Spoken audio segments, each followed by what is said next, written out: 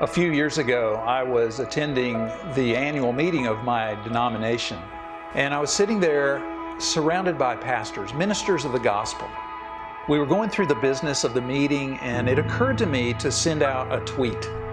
And in this tweet, I asked a simple rhetorical question, and the question was, I wonder how many of these pastors are depressed or hurting or lonely.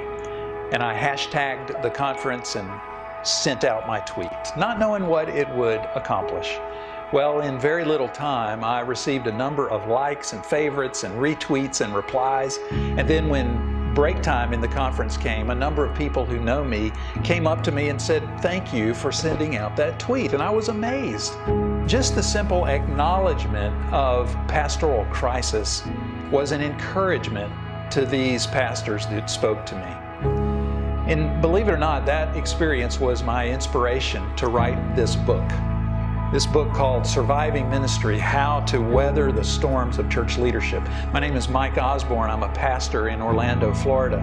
And I wrote this book to encourage pastors as well as to equip pastors with some biblical, gospel-centered principles to both identify the signs of an approaching church crisis as well as lead their congregation through that crisis and emerge on the other side with hope and energy for the future.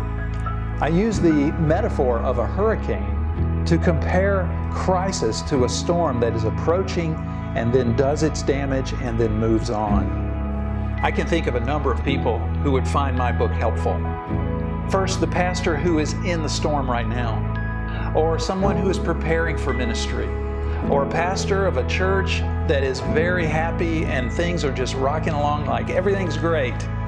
Well, I was there once too, and then the crisis hit my church and I was not prepared.